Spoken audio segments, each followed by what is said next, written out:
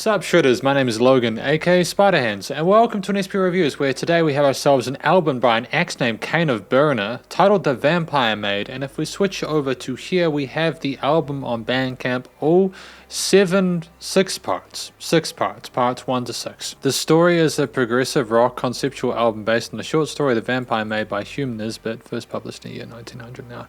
Tells the story of a person, man or woman, who leaves their town and travels, seeks shelter and refuge and find a cottage by the moor where they meet a mother and daughter. Daughter is thought ill by the traveller, but most of the time she's getting better and the traveller is falling in love with her, but there may be more than meets the teeth. Damn, dude, we got the art here. It's very spooky. Just gonna listen through it from start till finish, and then we're gonna hear what we think. Let's go, starting with part 1, Town to Town.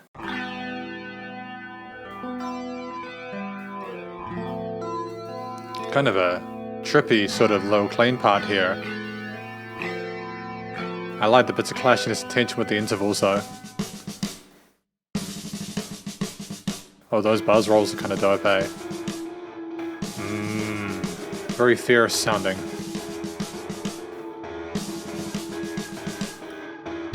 I was wearied of my kind, unrest thrilled in my blood. Wanna know my loneliness, my brain had turned to mud. At times the body tells you not what you want but need. I feel the breakdown coming, my enthusiasm waned. Enthusiasm waned, is this because we're traveling from town to town? Journeyed from my home, wandered from town to town. Again, apparently this is like a prog-rock outfit with a dark and biting sound. So, you know, I listen to this. It does sound clashy and tense. It's very unnerving. You don't quite know where we're going, and you don't have a good feeling about it. Oh, the heaviness of those lows on the strings and bass, dude. The distortion, man. It's gritty. I came upon a moor, too far to walk back now. So I continued my straight line to a village filled with fish. I cottage appeared before me, just on the ocean's bank. Full of cloud of noise, 'cause here I'd place my stake. I journeyed from my home. I like the vocals, they're very tuneful. I'm liking the melodies there, and there's a nice sort of distinction between those verse and chorus sections. Maybe not tonally, but in regards to like the rhythmic phrasing and everything like that. Wandered from town to town. And it sounds like poetry. Very atmospheric, with those like kind of weird sort of almost Foley-ish, those little fluttery kind of, are those guitar parts? Intense modulation going on with those guitar signals anyways.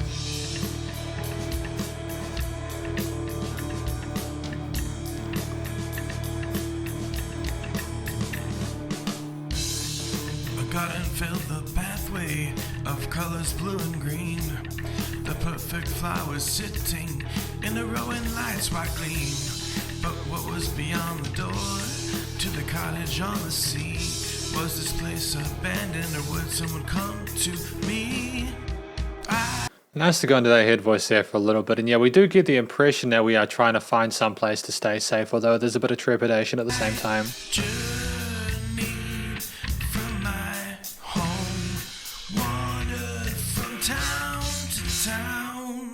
Great switch ups of those grooves on the drums there with the cymbals. Oh, a little bit of extra intensity with the bass guitar. Nice work.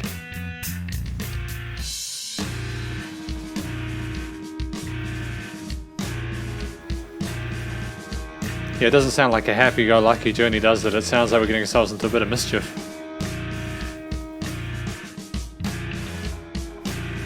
It does not bode well.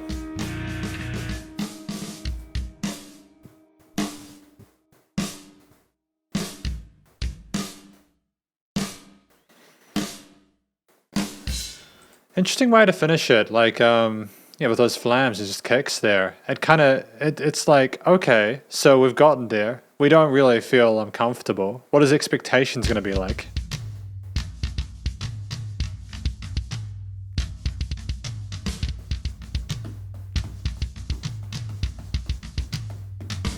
Is that like 5868 or something like that? She was of middle age, as beautiful as the sun. No, it's 54, isn't it? Tall and shapely figure. At the door she comes. We do have lyrics as well if I'm not sure what certain parts are about. You surpass expectations. Okay, expectations, but what kind of expectations? Again, I'm loving these kind of crispy guitar tones, these power chords and everything like that. Maybe a little bit of modulation with those shapes. And just the drums are so energetic and like intricate. Her hair was back as night. Such tension, again, with those distant sort of flat seconds. Or like tritones or like diminished chords or something like that. Her skin was ever smooth, with little hints of cream. You surpass expectations. So I suppose if this is like talking about the person and the place they've gone to, you know, is this person surpassing expectations? You know, they're better than they expected.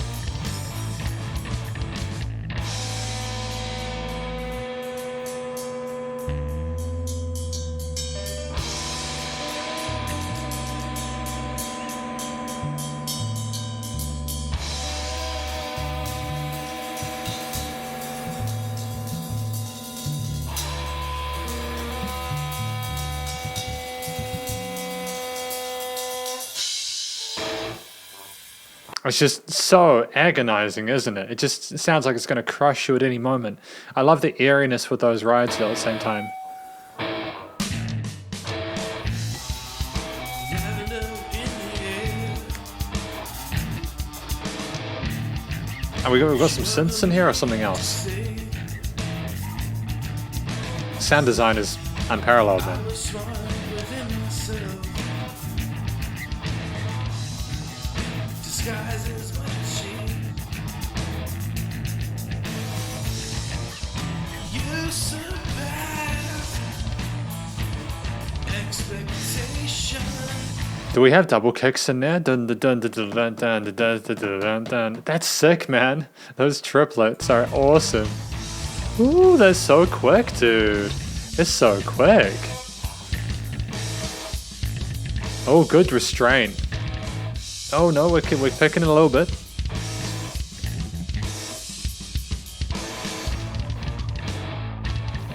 Kind of give me some sort of Toolish kind of vibes here. I know that's maybe something that's way oversaid in this kind of music, but still.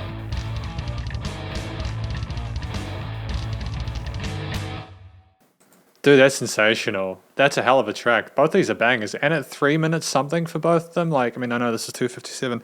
Just utterly engaging and compelling. I think part of the reason why maybe, you know, this is maybe going to be contentious. Prog rock infers that there is a progression over time. Like, it's great for storytelling, right? The problem is that sometimes if it's too long a form factor, people may not have the time to listen to the whole thing for whatever reason. So making tracks like this, which are 2 minutes 50 or 3 minutes 10, is great for listeners. It's kind of a great compromise between what people want and what people need, because I think more people need to listen to music like this to expand their horizons. I think if you get yourself in a box and don't explore and venture out into other genres of music, it can be crippling for your musical identity, you know. But it's a sensational musicianship in there. And with her face, yeah, I think we've got like consistency with like the tones and the approach with the guitar playing there. The drums are effervescent and constantly evolving, and the bass as well is just kind of gives me that sort of Primus vibe. Actually, I know I'm just comparing bands at the moment.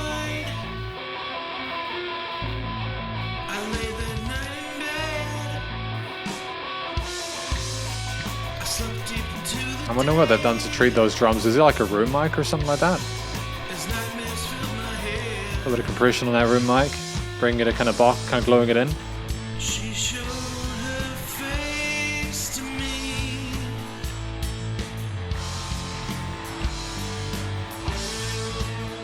Great use of that lead there. Great call and response. Good use of space.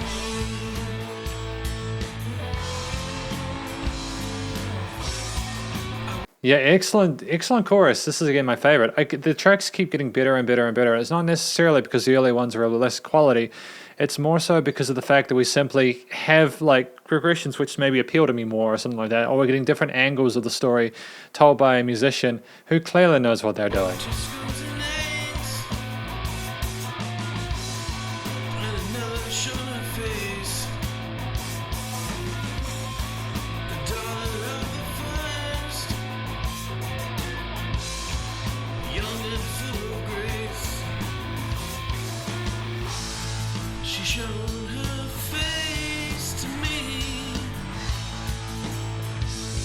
Really simple 3-chord progression here, but that kind of makes it a little more catchy and a little more easy to follow, especially with the activity going on with those drums.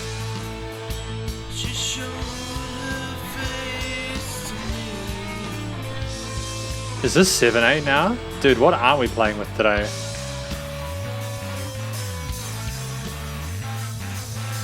The rolling, the portamento of that bass line, dude. It kind of wishy-washes you in the headphones a little bit. Kind of all topsy-turvy. You know, it's potentially a positive thing that we've seen her person's face and how young they are, and maybe they were forming an addiction. Maybe.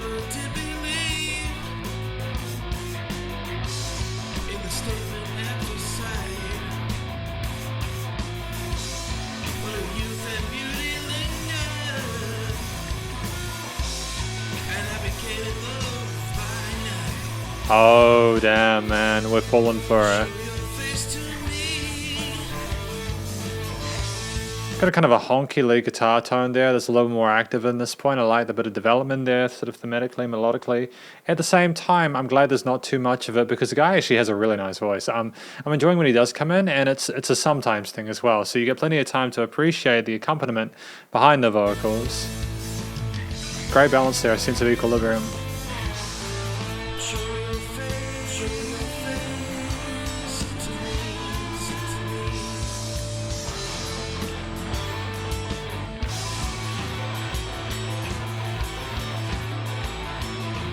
Have we got different guitar lines going between different flat second intervals? That's wild, man. How do we come up with this stuff?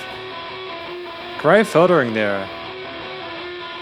Kind of sounds like radio static or something like that, as if when we saw this person's face, yeah, we're falling in love with them, but that love isn't necessarily a healthy one, and stuff's about to go down. Track number 4. So that was fun. I just had to completely restart my computer again because of an issue with Windows, so I'm hoping that there's no issues with this recording. We'll start again. Who are you? So I'm having some computer issues. I just had to restart Windows. We're gonna try this. Yeah, track number 4. Who are you? Nice work, these sludgy, distorted guitarists there, man, and tom fills as well. There's a lot of animosity within this recording, eh? A lot of darkness.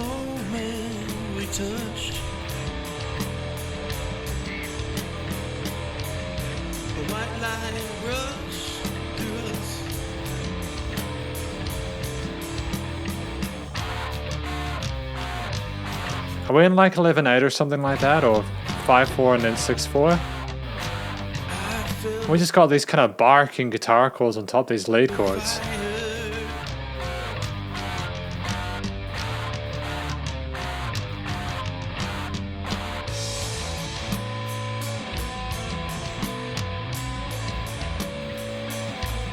It's kind of a weird, chimey, kind of mutated tone to these guitar parts.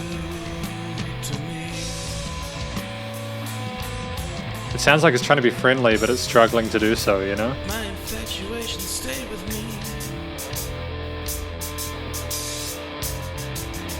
and I was not taken by surprise.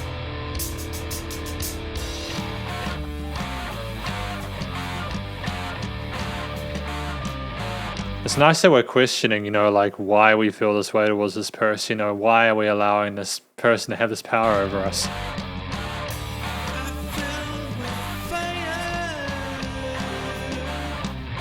Thank you, Windows. I appreciate that. Thank you for telling me that.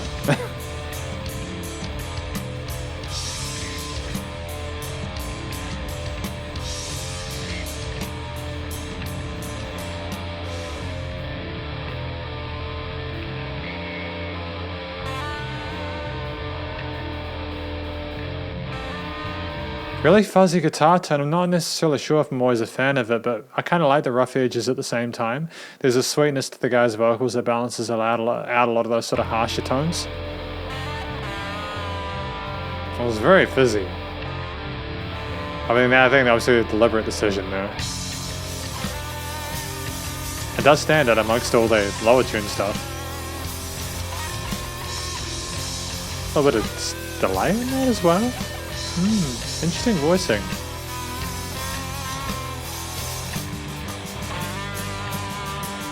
Oh, a further elaboration of that lead motif? Cool, man.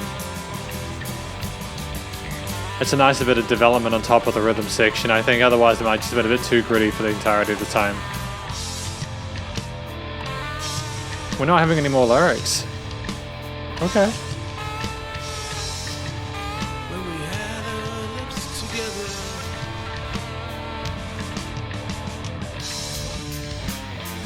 Oh, you're already there.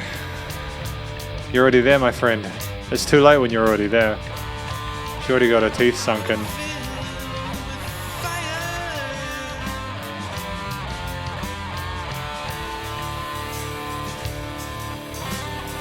What I like about the tone of the rides is that it kind of sound like rain falling down, you know, like as if you're in a stormy weather inside a house and you're like, I don't know, with someone and you're doing the stuff he's talking about and the intensity of it. There's also like a, wait, am I really sure I should be doing this? Is this really what I want, you know?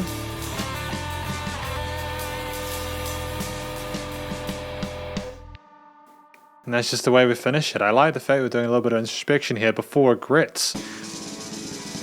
More buzzes, more buzzy rolls.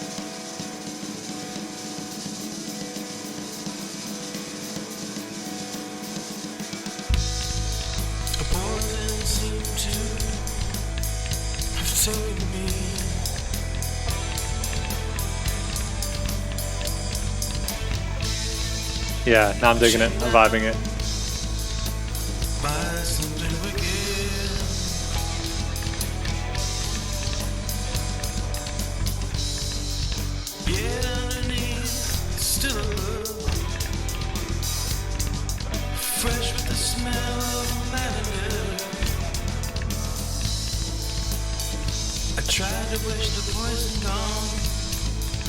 Oh, we are regretting our decision at this point. We were enamored, we became intoxicated, and now we're like, oh.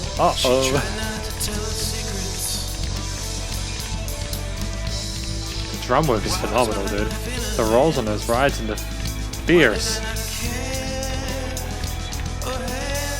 Those 16 suits, so solid, man, those ghost notes.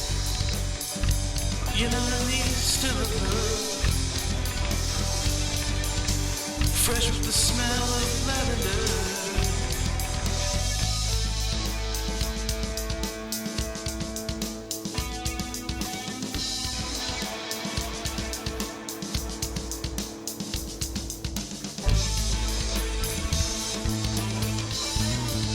Damn, that bass is resonant. I wasn't prepared for that. I wasn't prepared for the bass to hit that hard, but it fills up that mid space quite well.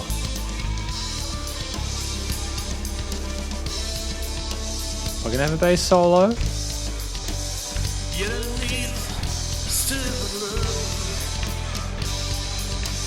Fresh with the smell of lavender.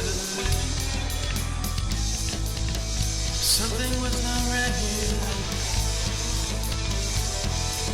It's so much was very right. You can just tell how the drums are kind of becoming more misty and sort of choking up a little bit there. That's just the intensity and the ferocity of all the hits there. There's so much going on with the percussion. The guitar and the drums are sort of like hanging on for dear life, and I love it.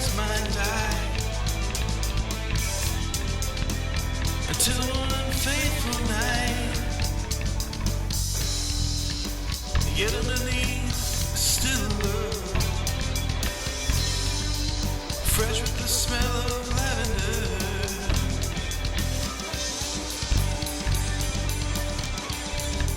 Fresh with the smell of lavender.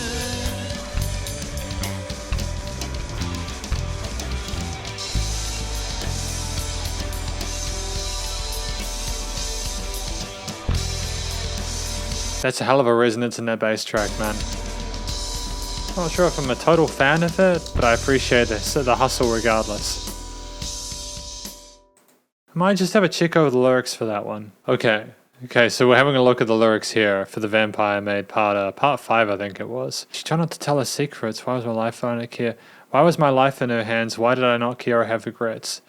Damn, dude. Something was not quite right here, yet so very much was very right. Her strength is continued as mine died until one fateful night. So I suppose that's the trick.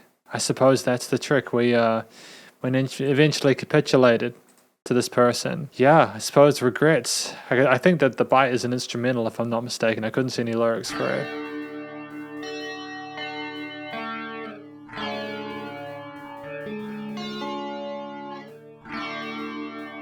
What is this going to be like? It's 10 minutes.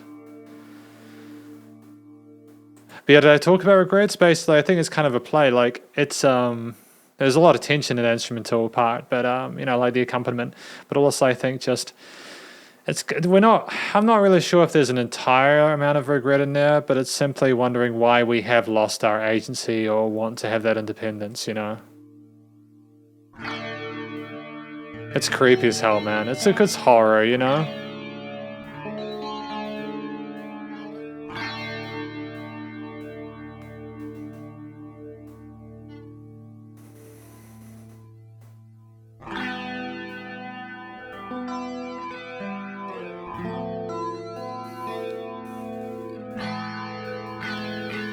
So this is meant to be sort of the trip that you go on when you get bitten? Is that it? It'll be interesting to see how we use this time. I mean, I'm loving this guitar part so far. I don't know if that's a flanger or a phaser or something. It's relatively neutral in harmony.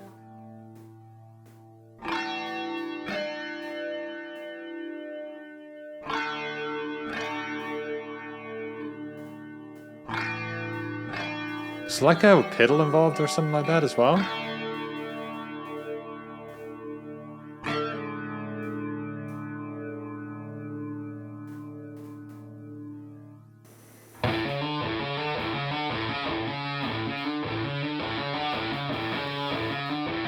It's a filthy tone, that one.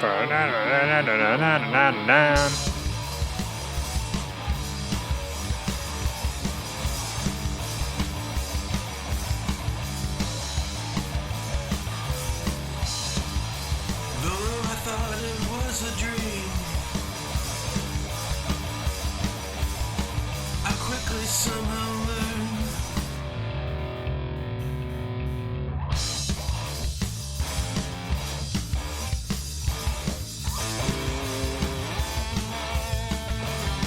You know, it's not a dream. No, they actually got bitten. That movement, that journey that we're going on, it is a trip, isn't it? We're having a trip because of it.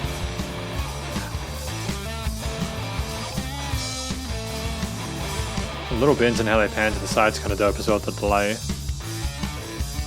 Back to that motif. From the teeth my love unfurled.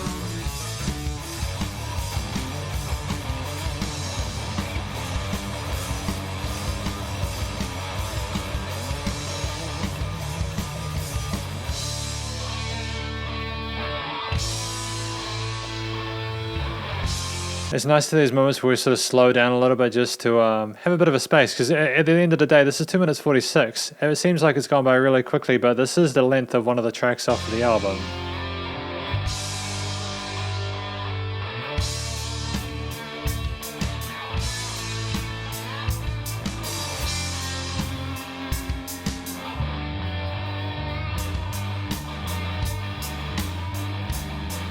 Sassy little vibrato there with the quarter note or the eighth note groove there on the hi-hats.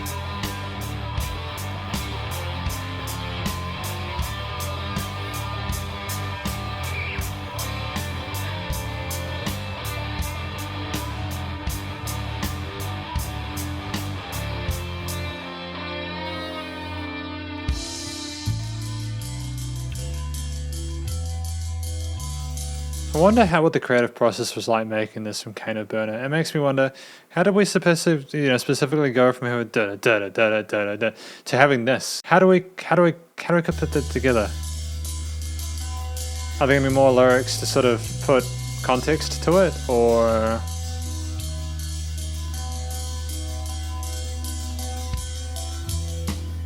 The dead were all around us.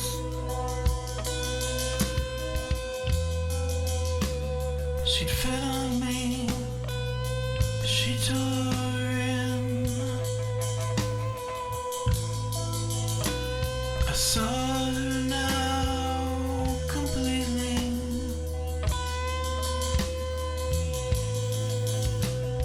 The monster at her core.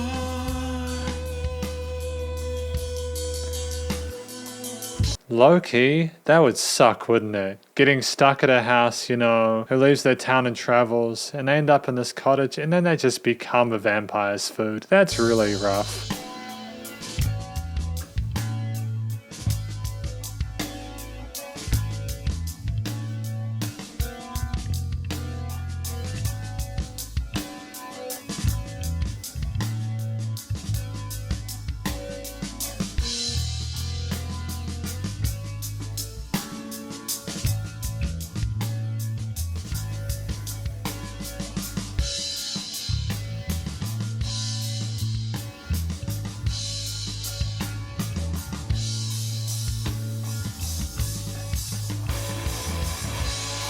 I mean, I'm not sure what the music is meant to trying to be sort of be communicating here. Is it like a definitive negative? Is it like a mixed sort of bag? Feed on me.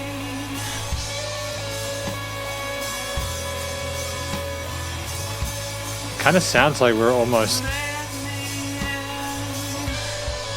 Oh, okay. So we're kind of okay with it, I suppose. As if we're like, yeah, no, I want you to do this. It's a spicy concept, eh? There's a lot of uncomfortable intervals going on with that overall harmony. It's got a sweet little inner concept, but like the surrounding environment is caustic.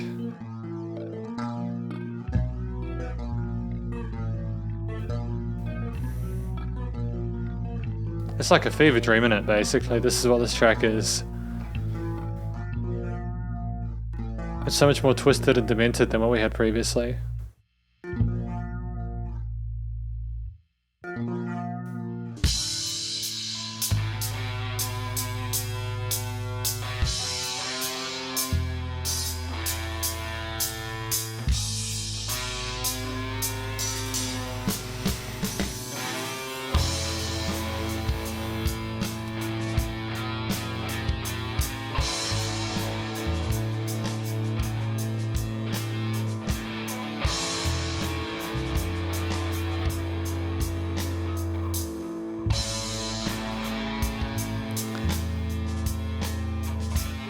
The kind of guitar sounds like it's mourning the loss a little bit, as if we're losing the loss of our freedom, you know?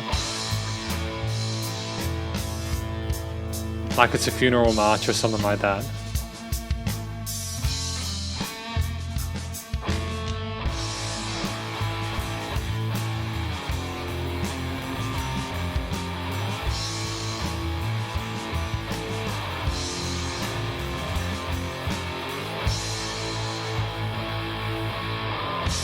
While the others died around me, Oh. I was numbing myself. I never want to see your face again. So yeah, we're aware that there's other people that have died, and we're just kind of giving ourselves to it. When the tormentor was himself, thought it was a dream.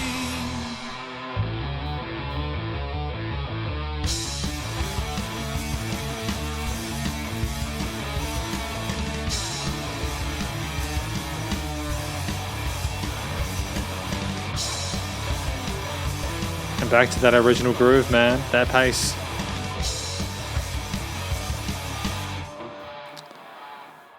Nice stereo panning there, the way it was going from left to right. Nice bit of space.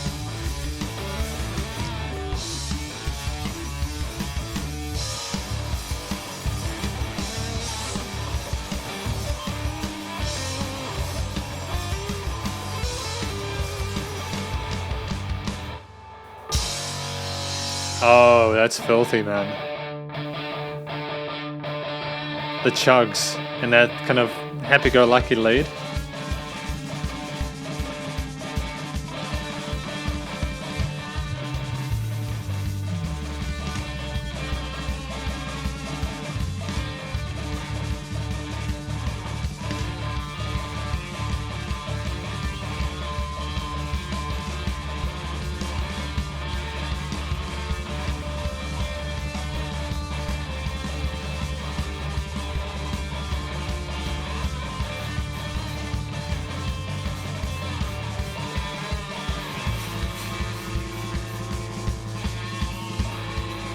Yeah, I'm entertained by this.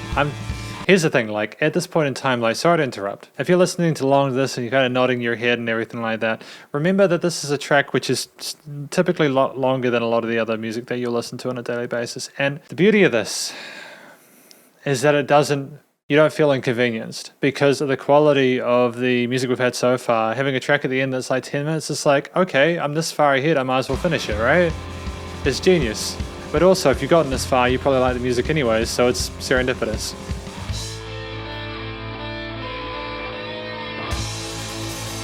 Oh. Big finish. Ah man, let's go, Kane of Byrna. Oh no, we're taking it back a little bit. Oh no, we're going for a quieter finish. A lot more somber.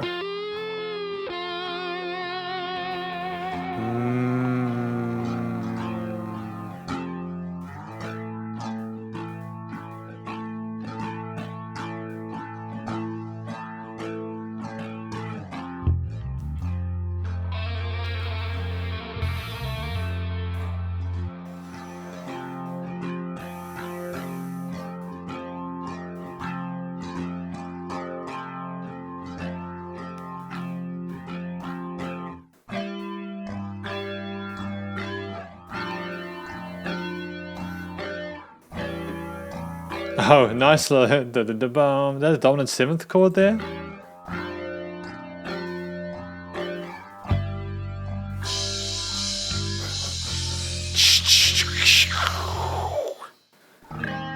Beautiful. And that is the Vampire Maid by Kane of Byrna, the album, the entirety of it. Because this is my conclusion of it, like the conclusion of the Vampire Maid. It's what is it about? I mean, I think we already read through what it was about. As per the start of the intro thing where I read through the little script, it's about a person, man or woman, who leaves their town and travels, seeking shelter or refuge, and then basically, town to town was finding was finding a place to be safe. Expectations was being sort of amazed by what you came across, her face. It's her face and kind of trying to see it and showing it, and like how alluring it is and how you want to get close to it. Who are you? Which is about, like wondering what this person is to you and who you are to them and everything, especially after you might have done stuff with them. Regrets. I think regrets is realizing you're fallen prey or fallen victim to this person. You've become trapped in their web. And then finally, the bite is what happens when you get bitten. I think it's meant to be the way that it's experienced or interpreted by Kane of Byrna. And I think that long form there with the finish at the end is someone just kind of dying out, And it's kind of a sad finish, as if it's kind of like the heartbeat slightly stopping. But, it's kind of like a horror film. It's kind of like listening to a horror film. And I kind of dig that. It's not something I get to do often, but I enjoyed my time with it. It was kind of surreal and a bit unnerving, but the story was still told well, and I'm very happy with what I read from the lyrics. I didn't reference the lyrics as much as I thought I'd need to, primarily because the words came through clearly, which is not something I always need to do, even with English stuff. It's not something that always happens. Sometimes even if someone's like rapping or singing, their pronunciation might not be quite clear. So no, we didn't have this issue this time. The actual vocals themselves, incidentally, were great. They were great. I'm not going to pretend I was listening to Mariah Carey, but I don't think that would have been appropriate in this sort of situation. I think that the guy's got good pipes, very tuneful, hit the right notes where he needed to.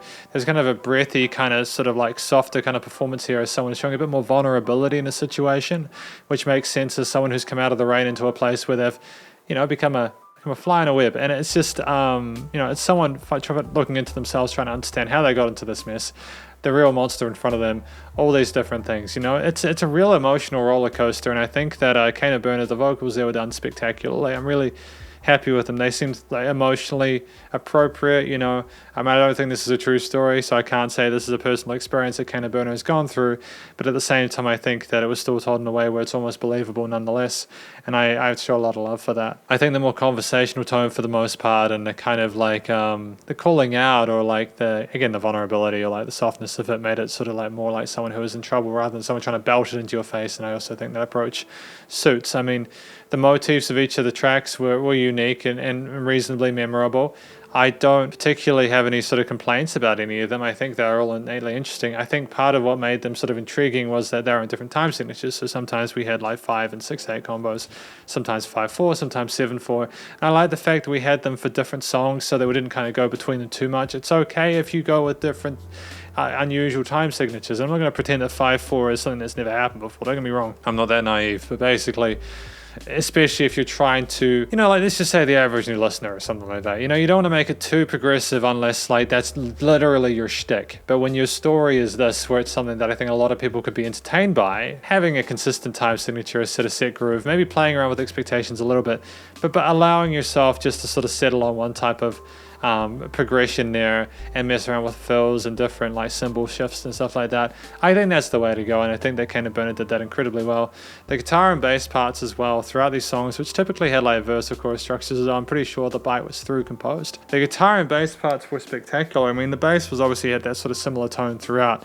The bass was supportive and foundational and had a great floor for everything else to sit on, and it sat really well alongside the drums, which were nicely sidechained alongside the bass. And there was a little bit of exploration maybe of like the fretboard, but at certain parts but mainly stayed down that low end. The guitars covered so much ground, man. The mids, the highs, they had this sort of like little bits of Foley and sound staging and audio sculpting and stuff like that. They're all around the place, man. I can't even begin to imagine the work that would have been done to try and get them to sound the way that they sounded. It's not just being able to get like a certain kind of like lead tone or rhythm tone or something. It's knowing when to put like delay on there, when to put flanger, when to put lots of reverb or something, when to filter them, when to get them going backwards and forwards in the stereo field, as these little touches, and to do it in a way where it matched the story, like the tension, the gripping drama, the horror of it, how unsettling it was. The guitars were a massive part of that. The way their interval structure worked, those melodic motifs, the flat seconds and everything like that, the tritones and all that. And sometimes even when we had different guitar parts, for maybe there's one major and one minor note, and they kind of clashed with each other, and there was a constant sort of like resemblance of cognitive dissonance there, which I think was very clever, very creative. It kind of, when you have these instruments performing these functions and really sort of reaching, it can be a detriment if you don't know what you're doing, but Kane of Byrna does. So therefore, because of us actually knowing what we're doing, it relieves the need for further instruments within the mix. I think that if we'd had more than just the guitar, bass and drums and stuff like that, I mean, there might have been some bits of Foley or maybe some like key parts or something, I'm not sure, but for the most part I think it was those 3 instruments. And I think that if you'd had more than that, it would have been too much, it would have overcomplicated it. And I love the fact that we allowed room for the accompaniment, like the guitar, bass and drums, to play great. Like the instruments slotted well with each other and the frequency spectrum and the stereo field and all that, but it's also just allowing room for the vocals, for example, which were predominantly in the center field, and just they never felt lacking. Great connection between both the singing and the actual stories that the songs are about. You could understand why the guitar or the bass playing or the drums, whatever happened, how they matched the story, and it was great. Finally, the production, the recording, mixing, and mastering. I think that it was done well. I'm going to say that at some points it felt as if some instruments were taking precedence over others. When I said this stuff was staged well in the frequency spectrum and the stereo field, that doesn't necessarily mean that I don't think that there were any sort of like I might have actually. I'm concerned I did say there weren't any resonant frequencies before. There were resonant frequencies before. Sometimes like when the guitar would come in, it would kind of affect like the way that another instrument was like leveled. So like it would push it down, and I'm not sure if that's because that was deliberate sidechaining, or if it was because of just a decision to it could have even been automation, or just because there was a resonance somewhere in like the low to mids, which kind of cut them out. It's a real shame if that is the case, because while I enjoy the sound of it, that's literally it. And I still think this album is mixed and mastered, recorded, mixed and mastered well enough to do well. And I think that there would definitely be an audience for it. It's just there were some parts where like there was a bit of resonance with the bass, where like the other instruments might sound a little bit quieter or something like that.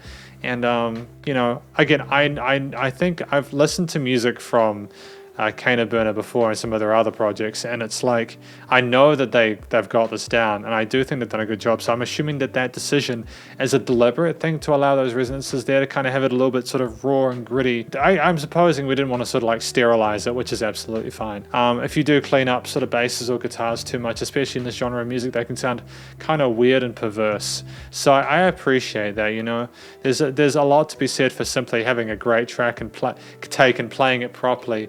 And that quality can from the performance, because of course you can't polish a turd, right? So if the performance is great, and again the performances were spectacular, it's just something I noticed. I was just being transparent about it. Aside from the slight resonances with certain instruments, I think everything else was done spectacularly well. It was nice and loud without sort of pumping or anything like that. I say that when I also remember saying that like the compression, the drums, like I think there's a compressor on the drum track or something, and like when there were lots of stuff going on with like cymbals and toms and stuff like that, when there was a lot of accenting or just a general sort of fortissimo kind of feel to it, there was a bit of squashing going on, but it was like musical. I don't have any issues with how it sounded personally. I think for this type of music it makes a lot of sense to do it like that. So in that regard I think that's absolutely fine. All in all, a great album. I learned about this track today. I'm glad to have listened to Kane of Byrna to learn more about it, and hopefully you enjoyed it too, because this is my review again of the Vampire Maid by Kane of Byrna. Hopefully you enjoyed it. If you did, please do go show Kane of Byrna some love via their various social medias and their Bandcamp page, and stay cool and stay safe, and please remember to support your local musicians and artists at this point in time, as they need the help more than ever with all the crazy stuff going on in the world. And I will catch you in the next review. Spiderhands Out.